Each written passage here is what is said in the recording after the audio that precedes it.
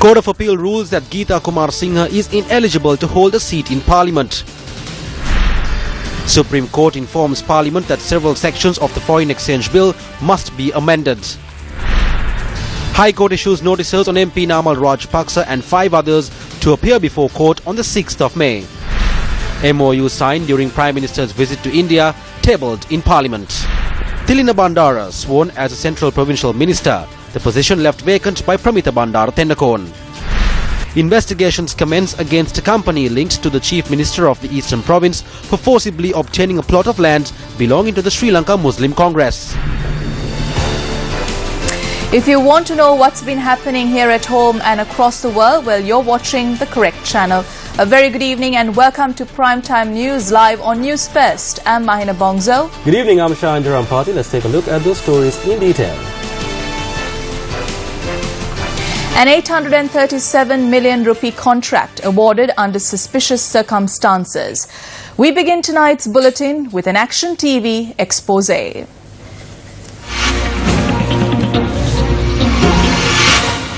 Yesterday, Action TV revealed that the 2 companies which were granted the tender in 2014 to supply, affix, inspect and hand over 200 level crossing security systems for 200 unguarded level crossings had fraudulently claimed throughout the procurement process that they were companies affiliated to the University of Moratuwa.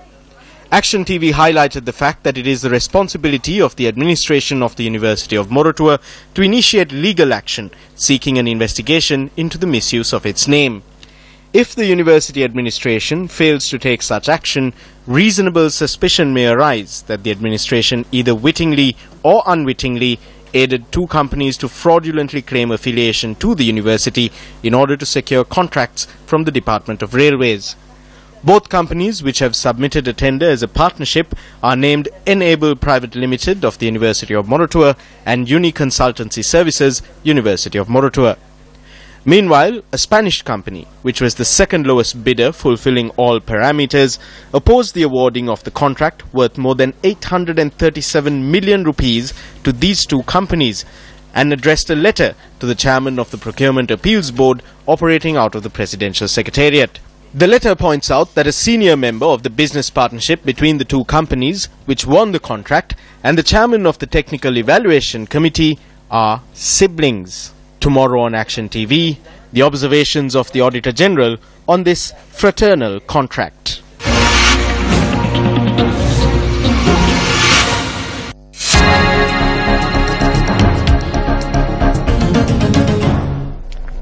The 2016 annual report of the Central Bank of Sri Lanka was presented to President Maithripala Sirisena today. The report was presented to the President by Central Bank Governor Dr. Indrajit Kumaraswamy at a ceremony which was graced by Central Bank officials too. The Defence Ministry's Progress Review meeting was held at the Ministry Auditorium today under the auspices of President Sirisena. Lengthy discussions were held on the activities of the various institutions under the purview of the Ministry, and the President had also inquired into progress in recompensing those who were affected by the Salava disaster. Construction of the Sri Lanka Army headquarters in Akuregoda Palavatta, which will be open next year, was also discussed. While the government has decided to liquidate Rakna Arakshaka Lanka Limited, President Sirisena instructed officials to submit proposals for the welfare of military veterans who were employed by the company. A proposal was also put forward at this meeting to include letters of commendation in the personal files of officers of the Tri-Forces and Civil Defence Force who were instrumental in the rescue operations in Salava, Sama Sarakanda and Meethota Mulla.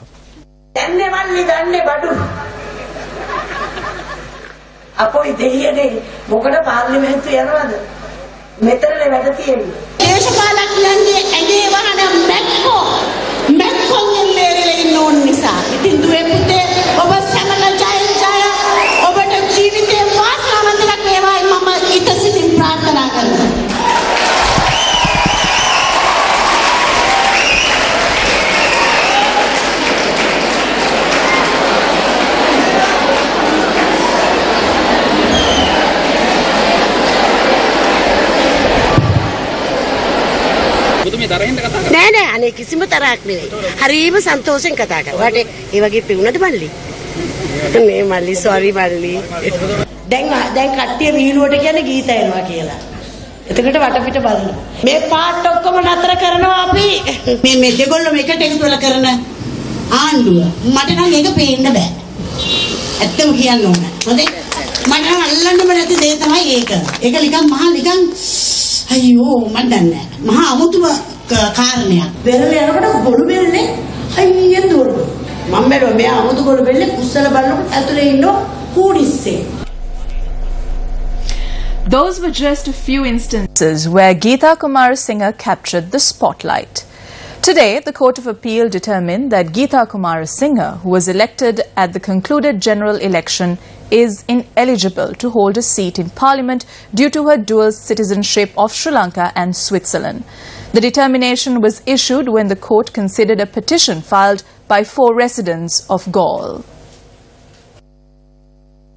The determination was read out by Court of Appeal Justice Preeti Padman Surasena with the assent of the President of the Court, Justice Vijit Malalgoda. Justice Surasena noted that it was within the rights of the court to issue a writ of mandamus preventing Geeta Kumarasinghe from holding a seat in Parliament. Geeta Kumarasinghe was elected to Parliament from the Galle district at the August 2015 elections. According to the amendment to the Constitution, it is a serious offence for a person with dual citizenship to submit a nomination for a parliamentary election or to enjoy parliamentary privileges. The gravest injustice has been caused to us, the SLFP voters in the Galle district. We have no personal gripe with Geeta Kumarasinghe. We call on her to cancel her dual citizenship and contest from the Galle district on the SLFP ticket at the next election. We will support her. There would be no problem if I had joined the government. I am preparing to file an appeal at the Supreme Court. When I contested the election laws stated that if there is any problem with the nomination, it must be submitted then. Once an MP is elected, a period of few days is granted to file petitions. No one did anything. I am the first person in the world to give up Swiss citizenship. The embassy had said so. I did this for the people who voted for me. We will submit all of this to the Supreme Court. I am Geeta Kumarasinghe. There are those who are below me on the list who were defeated at the election. Not all of them. There is one person. He is the one. Last night they were distributing firecrackers to people.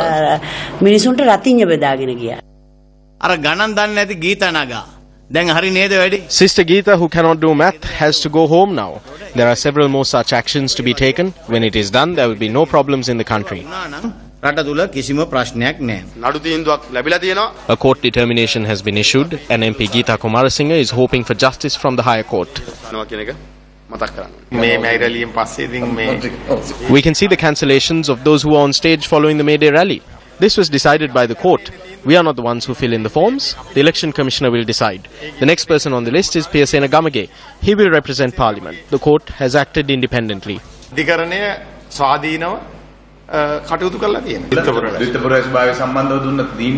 It was a decision based on dual citizenship. I believe this is the first time in many years that a seat in Parliament has been annulled.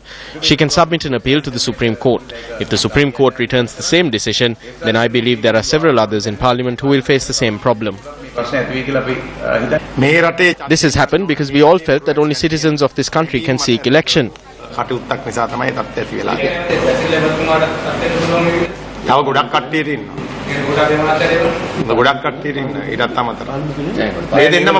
Both of them are not in Parliament. We know that there are others who are in Parliament.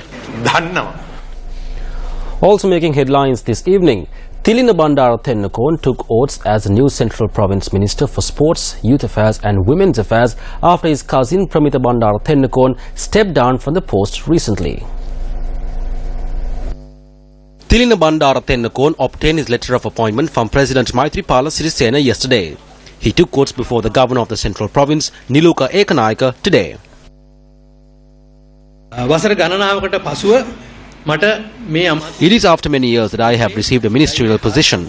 I do not know whether this is a miracle or a twist of fate. I have always been loyal to the leadership of the SLFP. There have been some occasions on which we bowed down to the decisions of the SLFP Central Committee, even though we did not agree with it 100%. Several politicians expressed views regarding the May Day rallies that were held recently. They challenged us to fill Galle face. The people who love Mahinda Rajapaksa, the people who are against this government, accepted this challenge. Now we issue a challenge. Hold the elections if you can. දැන් ආණ්ඩුවට අපි අභියෝග කරනවා පුළුවන් නම් මැතිවරණේ තියන්න.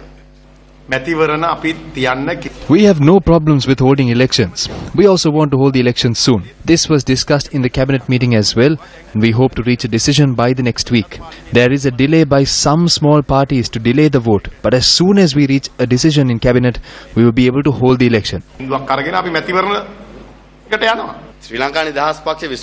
If the Sri Lanka Freedom Party believes that they will be able to win the election by removing popular electoral organisers with voter bases, they are sadly mistaken. They think that they can safeguard the policies of the SLFP by putting newcomers to such posts.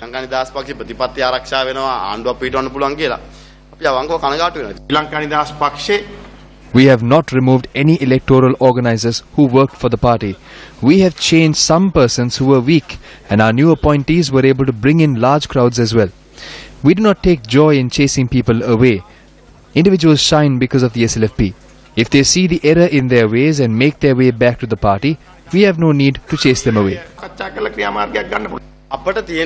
We have policy differences. We cannot agree to the sale of the Hambantota port, Manattala airport, Trincomalee oil tanks and the ETCA deal.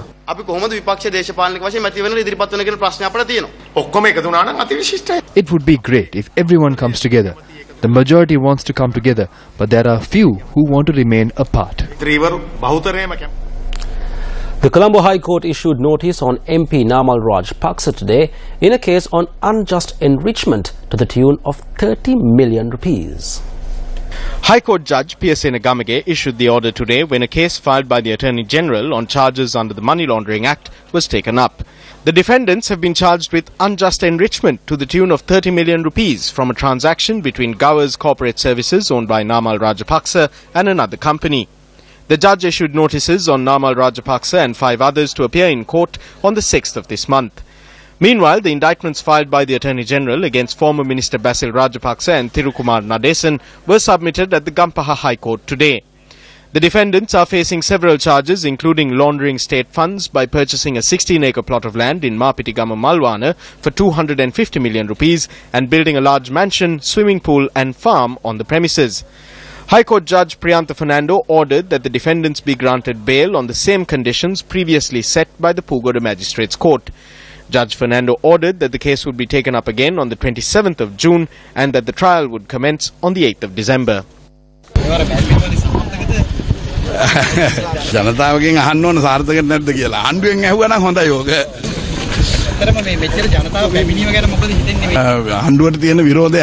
It was the opposition to the government. The people have taken to the streets at every corner.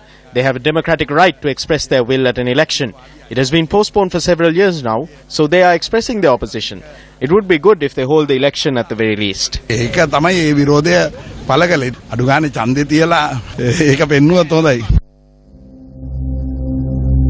Around the world, journalists fight for the freedom to expose corruption, report persecution and tyranny. Today marks World Press Freedom Day. In Sri Lanka, this precious freedom has allowed journalists to report and expose cases of corruption at the highest level. The Treasury bond scam, Mendes distillery tax dodge, Google Loon spectrum allocation scandal, investment irregularities for Horiner tire factory, non-existent VW plant. Without the freedom to investigate, question, report, there is no democracy. Is this now under threat?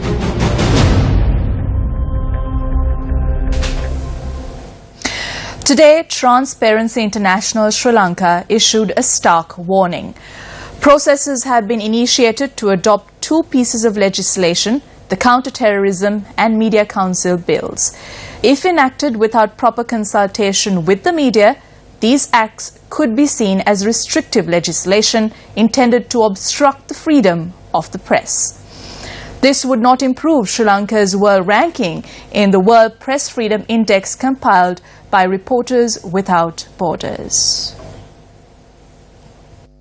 The index ranks 180 countries according to the level of freedom available to journalists. Sri Lanka has been ranked 141 among these nations, with the media freedom situation based on an evaluation of pluralism, independence of the media, quality of legislative framework and safety of journalists in the country, the same ranking it received last year.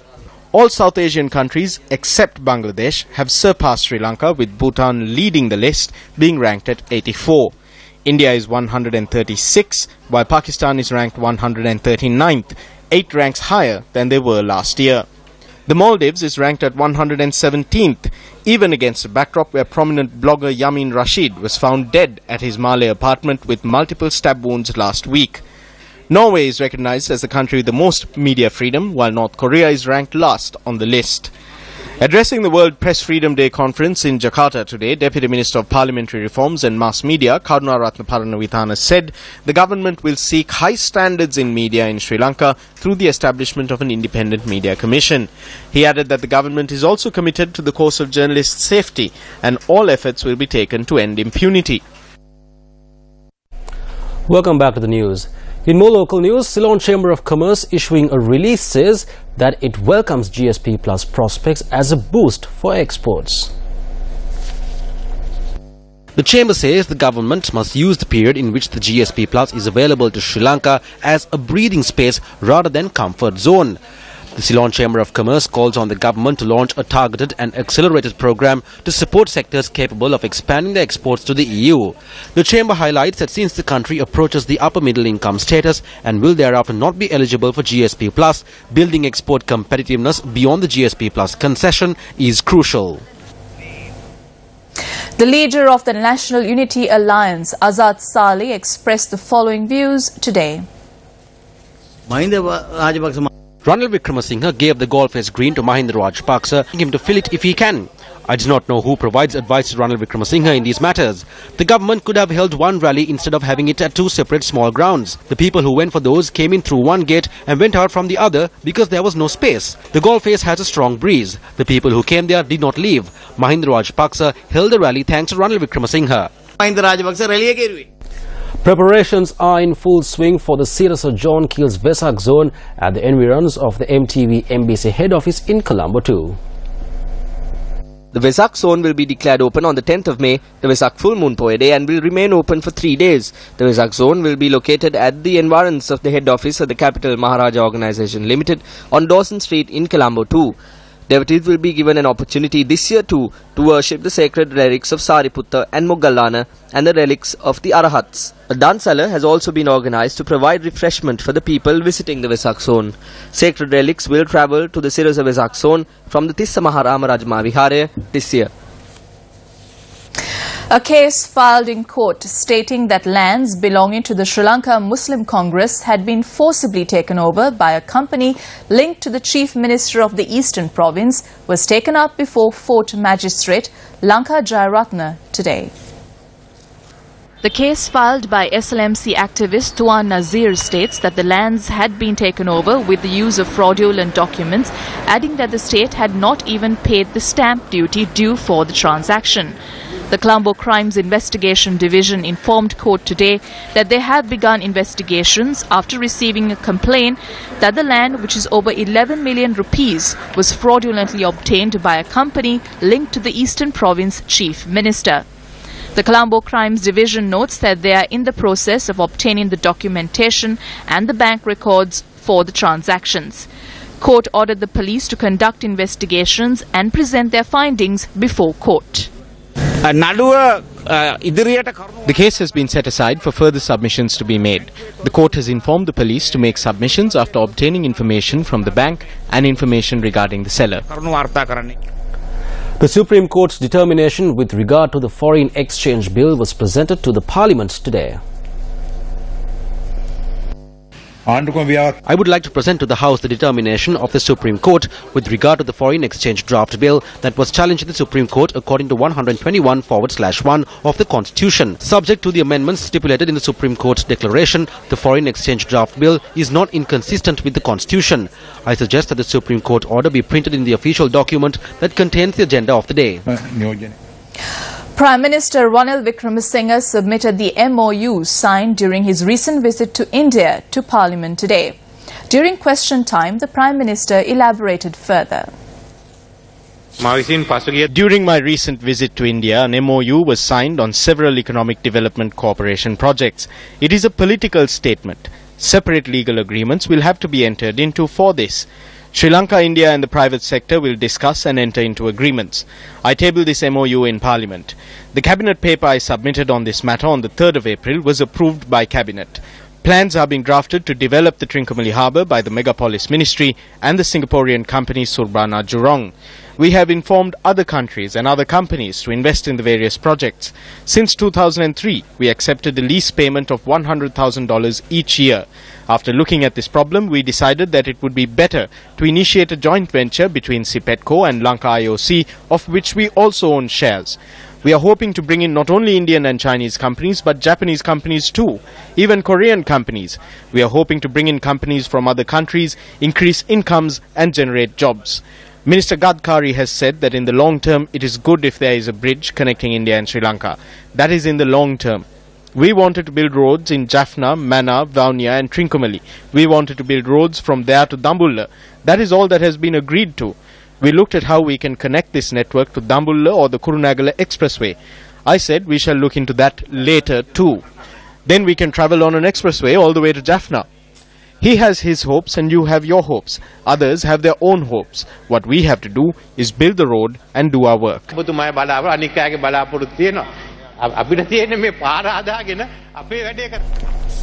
A debate broke out in Parliament today between JVP parliamentarian Vijitha Herath and the Prime Minister over a recent statement made by Cabinet spokesperson Minister Dr. Rajitha Senaratne at the media briefing on Cabinet decisions. The government's cabinet media spokesperson said at the recent media briefing that as per a proposal from His Excellency the President, a cabinet proposal was adopted to appoint Sarath Fonseca as the operations head of the Tri-Forces. Did President Maithripala Sirisena present such a proposal to the cabinet? Second, did the cabinet approve this proposal? Third, if this be the case, is it not in opposition to democracy, freedom and good governance? The Cabinet has a collective responsibility. The Cabinet has not made such a decision. As per the Constitution, the Commander-in-Chief of the Tri-Forces is President Maithripala Sirisena. From time to time in this chamber too, we talk about the talent of Sarath Fonseca.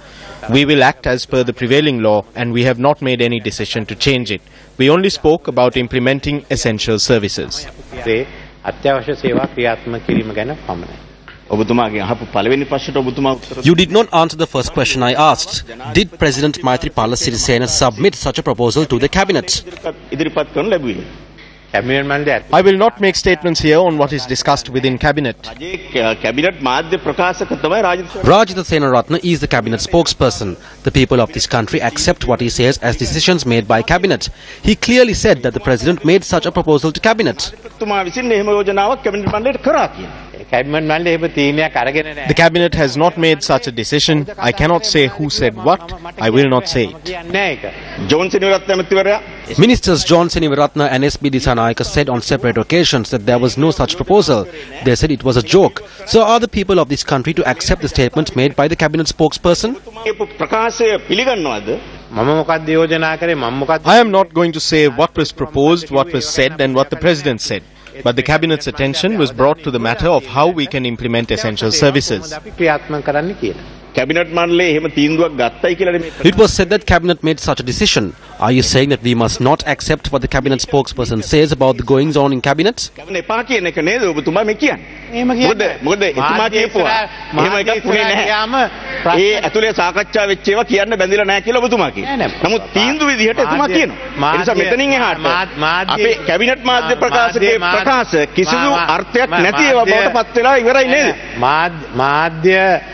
When you go before the media, they ask various questions. Sometimes they distort the answers that are given. But I will ask Minister Rajitha Senaratne to offer an explanation on this to Parliament. There is collective responsibility as per Article 49 of the Constitution. I cannot say more than that. If you ask Minister Rajitha Senaratne, he will explain what he said. He was there. He is not in the chamber today as he is overseas. The Attorney General's Department announced today that witnesses will be called to ascertain how a report of the Central Bank of Sri Lanka on the bond scam was leaked. Newsfirst's Farzan reports. Convener of the Voice Against Corruption, Vasantha Samarasinghe, in response to questions posed by President's Counsel Nihal Fernando, said certain primary dealers made complaints in relation to the impugned bond auction. Samarasinghe was unable to name these primary dealers in order to protect their identities. Unless he is able to do so within 1 week, the Commission said the evidence cannot be termed as admissible. Counsel for Perpetual Treasuries Limited continuously challenged the reports produced by the witness and requested the Commission not to accept these reports as evidence. One of these were the purported leaked central bank document on the impugned bond auction. Well, there was an almost hostile environment inside the Presidential Commission of Inquiry this morning when Vasantha Samarasinghe was providing evidence. Words were exchanged between Samarasinghe and President's Counsel Nihal Fernando when the latter claimed that Samarasinghe was speaking without understanding the facts that he had presented, but Samarasinghe claimed that he was speaking with credibility.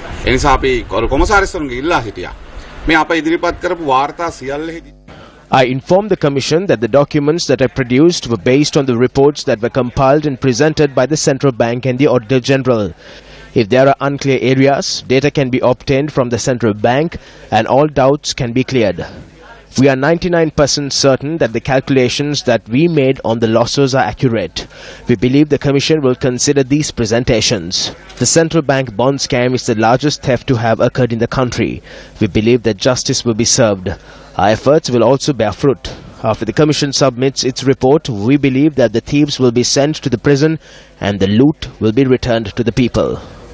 මේ කොමිසමේ වාර්තාවෙන් පසුව අනිවාර්යෙන් අපි විශ්වාස කරනවා හොරු හිරේ යා යුතුමයි හොරකම් කරපු මුදල් ජනතාවට නැවත ලැබිය යුතුමයි.